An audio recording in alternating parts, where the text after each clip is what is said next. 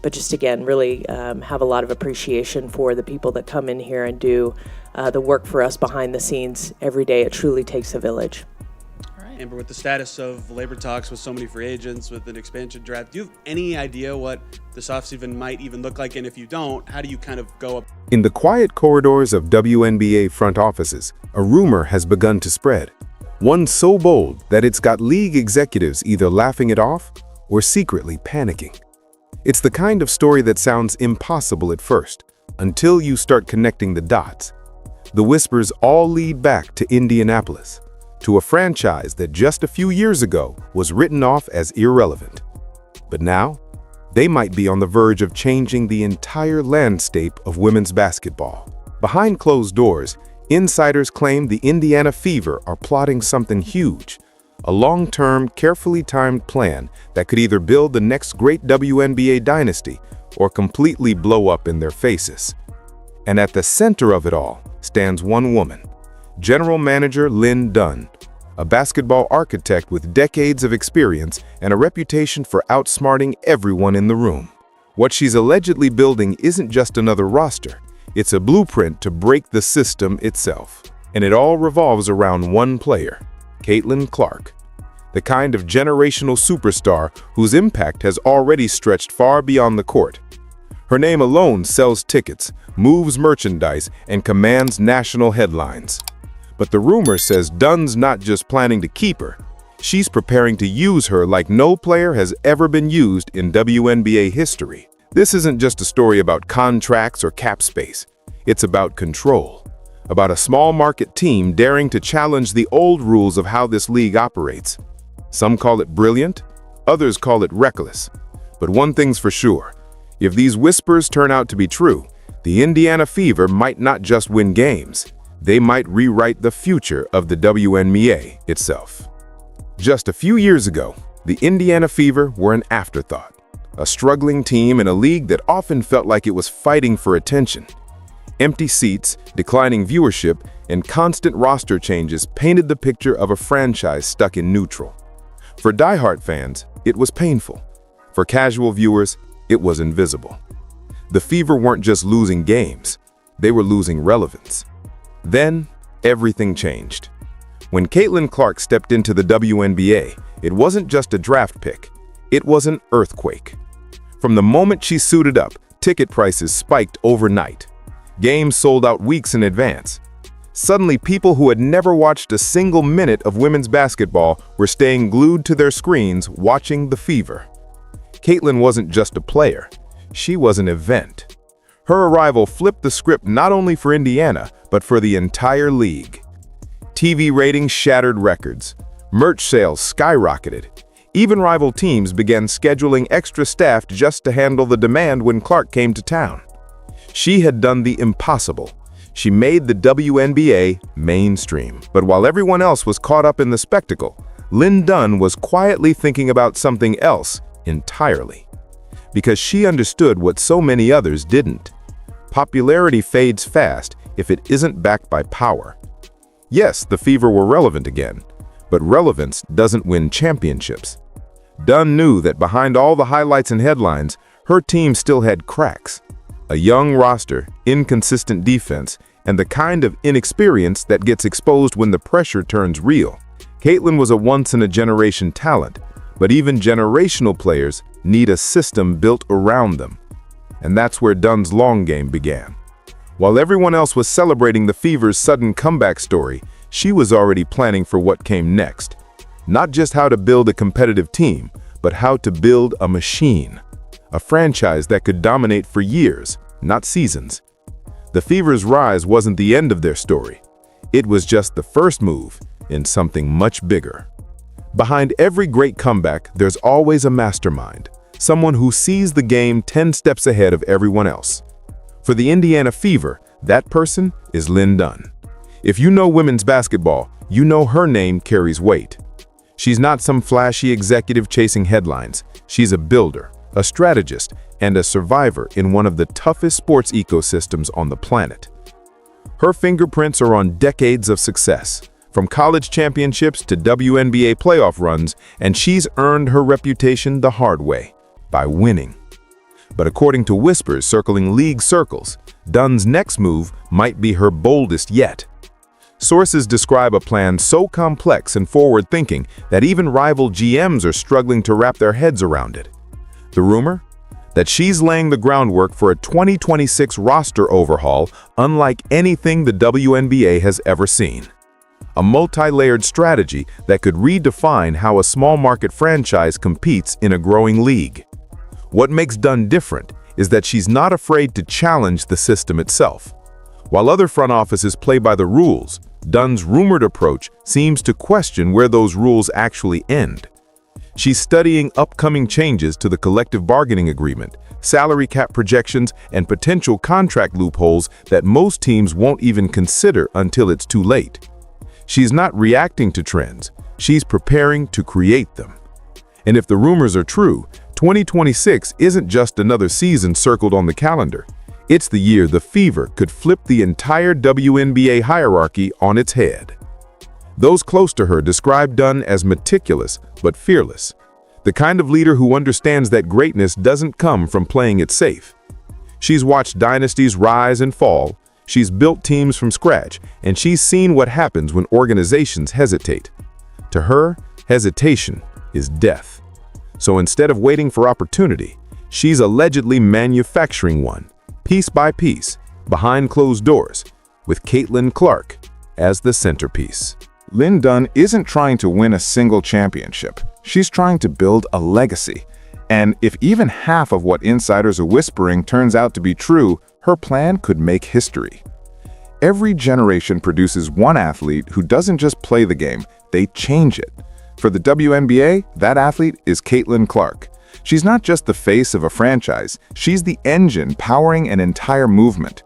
The numbers prove it. Sold-out arenas, record-breaking viewership, merchandise flying off the shelves, and a level of social media buzz the league has never seen before.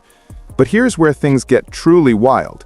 By 2026, Caitlin Clark will be eligible for her first contract extension, and according to insiders, that deal could be unlike anything women's basketball has ever witnessed. Right now, the WNBA's maximum salary sits around $250,000 per year, a figure that's often criticized as criminally low for athletes carrying an entire league on their shoulders. But Clark's situation is different. Her impact has outgrown the limits of the traditional salary structure. She's already bringing in millions in sponsorships, endorsements, and brand deals on her own. Nike, Gatorade, State Farm, you name it. She's not just a player, she's a walking economy. And Lynn Dunn knows it. Rumors suggest the Fever are preparing to do something no other WNBA team has ever attempted, a financial package that would completely rewrite the rules of what a superstar is worth. We're talking about creative structuring, partial ownership options, deferred bonuses, and performance incentives tied to league growth metrics. The kind of deal that could push Clark's total compensation well beyond the $500,000 mark, possibly into seven-figure territory when everything's added up. And while that number might sound insane for the WNBA, the math actually makes sense. Clark isn't just generating revenue, she's transforming the business model. Every time she plays, ticket revenue spikes, broadcast numbers surge, local economies around the arena thrive. From a business standpoint, paying her more isn't a risk, it's an investment. But Dunn's rumored approach goes beyond the numbers. It's psychological. By offering Clark a groundbreaking deal, the Fever wouldn't just be your franchise, we're building it around you. That kind of message carries power. Because once you make a generational talent feel like an owner in spirit, not just an employee, she doesn't just play harder, she recruits, she inspires, and she builds a legacy around herself. Of course, not everyone's convinced this can happen. Some insiders argue that the WNBA's salary cap system simply won't allow it. But others believe that Dunn and the Fever's front office are already exploring creative loopholes, strategies that push the edges of compliance without breaking them. Things like corporate partnerships tied to team branding, player-specific marketing bonuses, and deferred revenue sharing deals. It's not just clever, it's revolutionary. If the rumors are true, Caitlin Clark's extension won't just be a contract, it'll be a statement that women's basketball has entered a new era. One where the most powerful player in the league doesn't have to leave for better pay, and one where the Indiana Fever could become the blueprint for every franchise that follows. But here's the twist.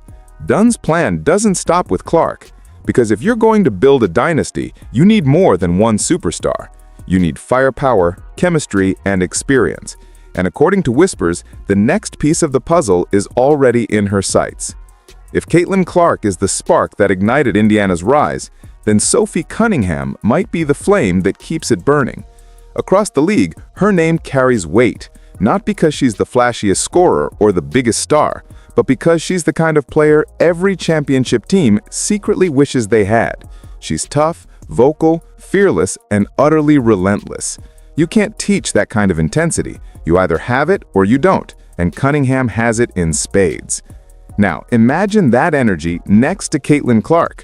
The whispers out of league circles suggest that Lynn Dunn can picture it perfectly.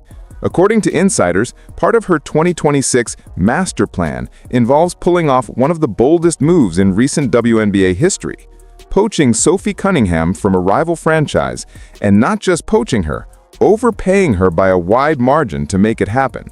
At first, it sounds reckless. Why would any GM throw massive money at a player who isn't a franchise-level scorer? But that's where Dunn's genius might lie. Cunningham's value doesn't live in the box score. It lives in the moments between the numbers, the chase-down defense that turns the crowd electric, the corner three that breaks another team's spirit, the way she rallies her teammates in the final 2 minutes when the game is slipping away. She brings the type of leadership and edge that stats can't measure, and Dunn knows that's exactly what this young fever roster needs. If the rumors are true, the proposed offer for Cunningham is shocking. Somewhere between $175,000 and $200,000 per year, a figure that would make her one of the highest-paid non-superstars in the WNBA. That's not just competitive, that's a message. It's a declaration that Indiana isn't waiting their turn. They're done developing. They want to win now. This move would be about more than adding talent. It would be psychological warfare. The Fever are just trying to get better. They're trying to shake the league's balance of power. Stealing a cornerstone player from another team sends a statement to every front office. We're not following the old WNBA playbook anymore. It's bold, it's aggressive, and for some executives, it's borderline disrespectful, which might be exactly why Dunn's rumored strategy is so dangerous. From a basketball perspective, though, the fit makes sense. Caitlin Clark's game thrives on spacing and rhythm. She draws defenders like a magnet, forcing teams to collapse on her drives and leaving shooters open.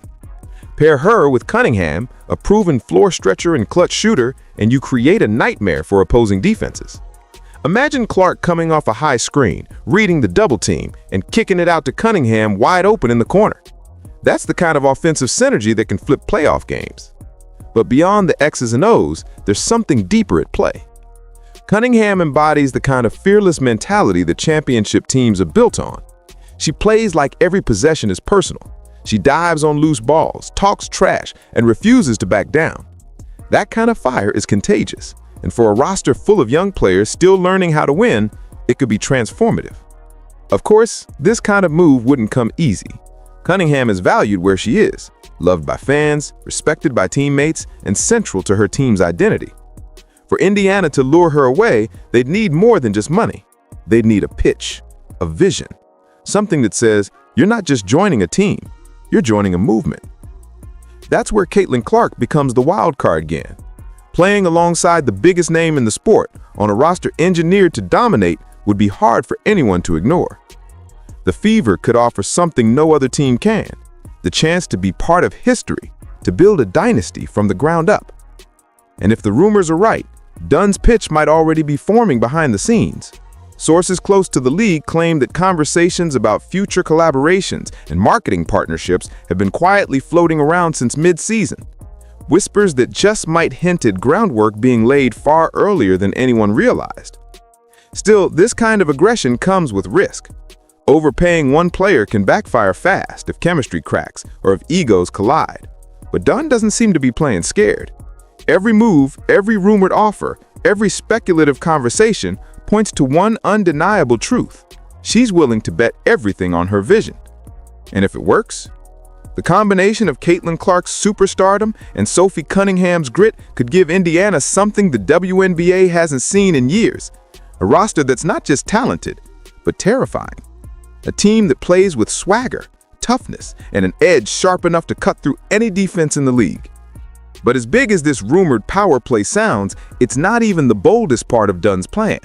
Because the next name on her list, the one that's supposedly getting an even more unconventional offer, isn't a star at all. It's someone who represents something far more important: identity. Every great team has its superstar, and every dynasty has its glue.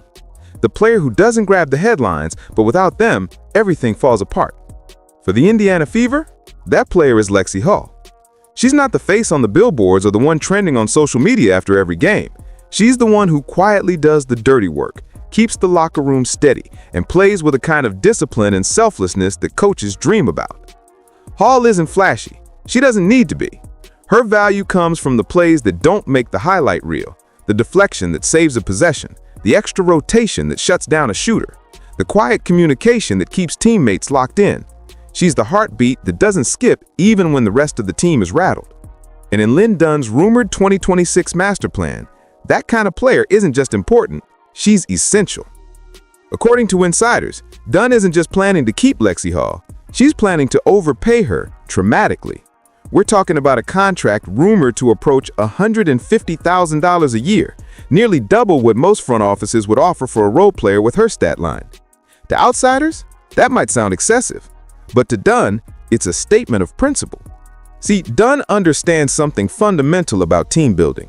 You don't just buy talent, you buy culture. You pay for stability.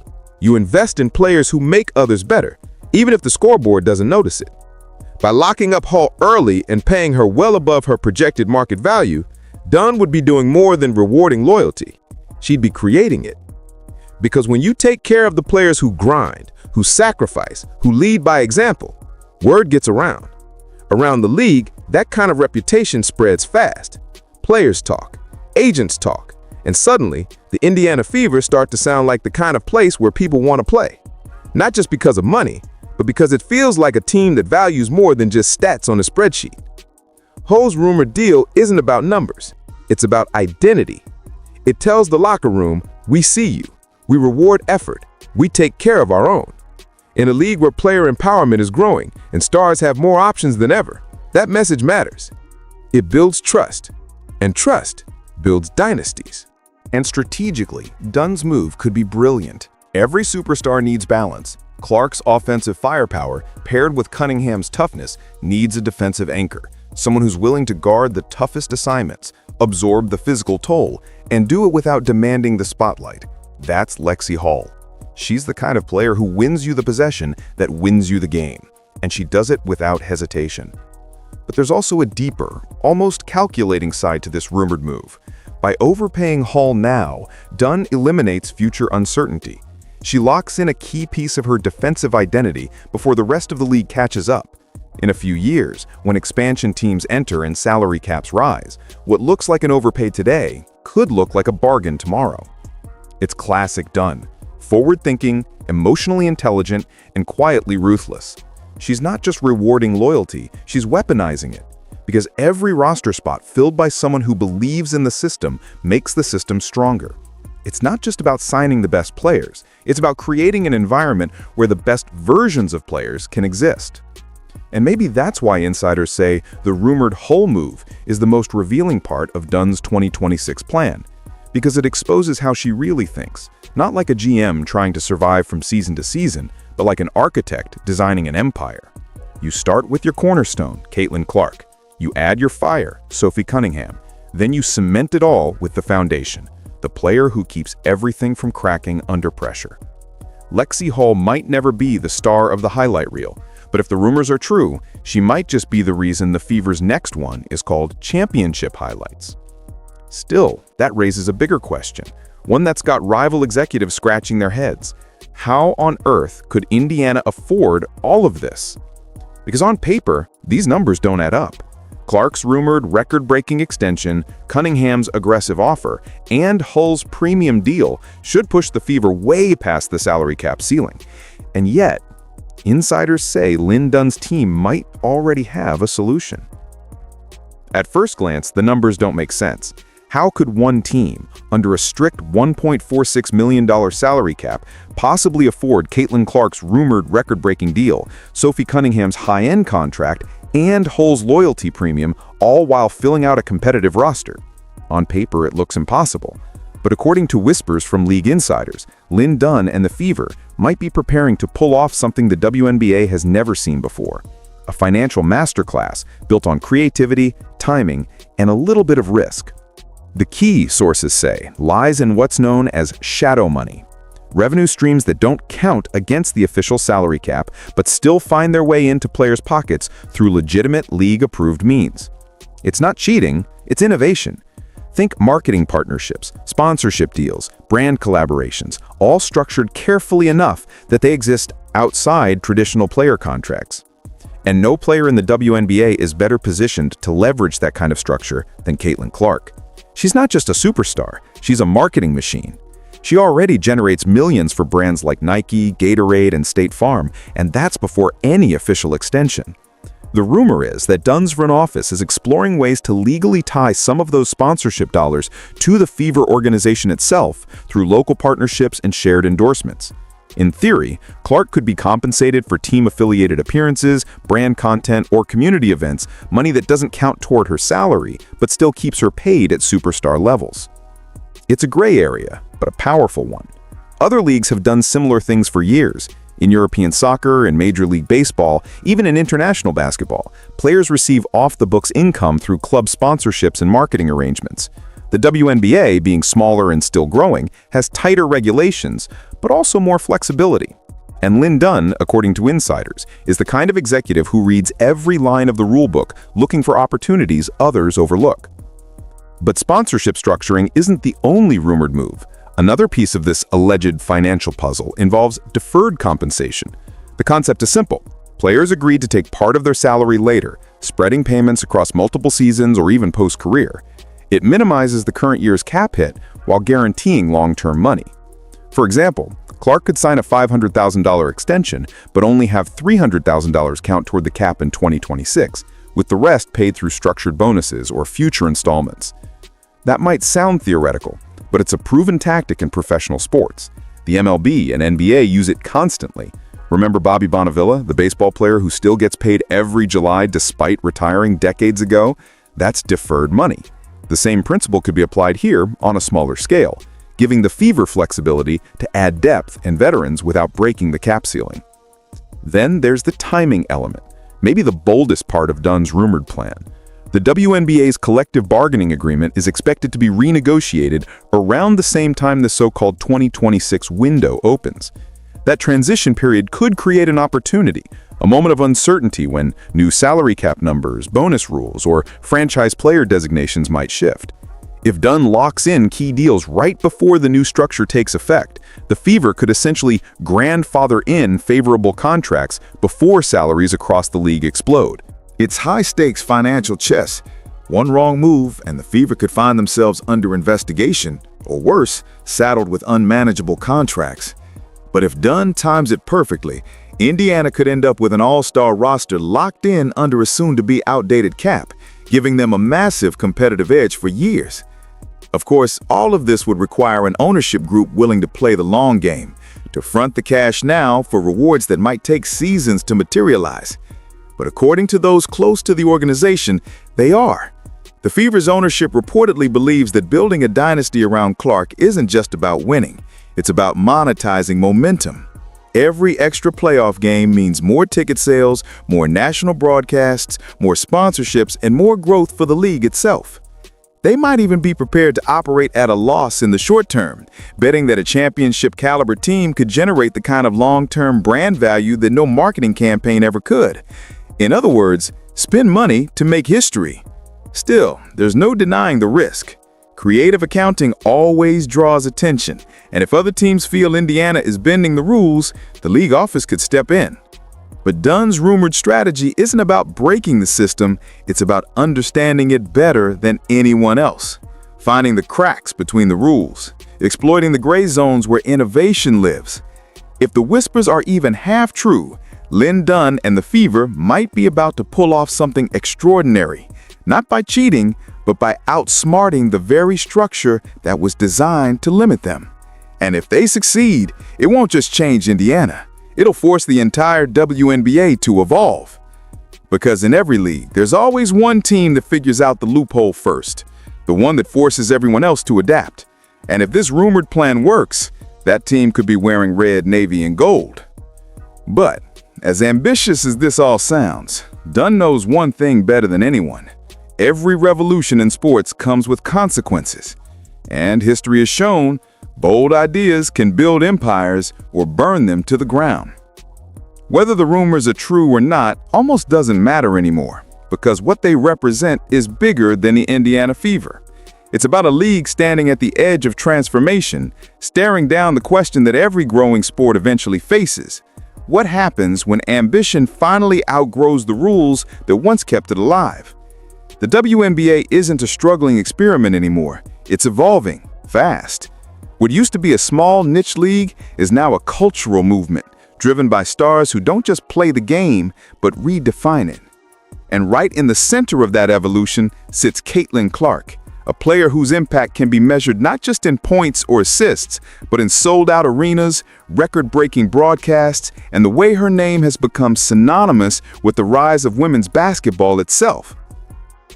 If Lynn Dunn's rumored 2026 master plan is real, then she's not just building a team, she's building a statement that women's sports are no longer content with being the underdog story, that the era of making it work with what we have is over. This is about expansion, dominance, and legacy, about teams that don't just dream of relevance, but demand it. Still, it's a fine line between genius and disaster.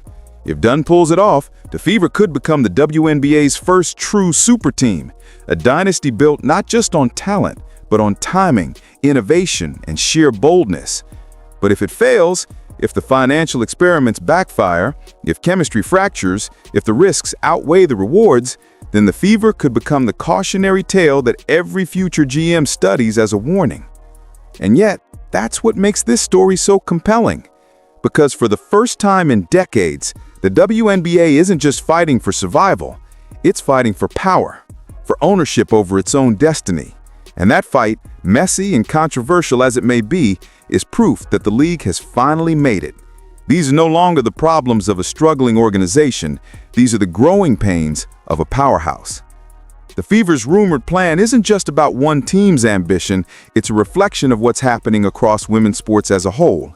More attention, more investment, more competition, more money.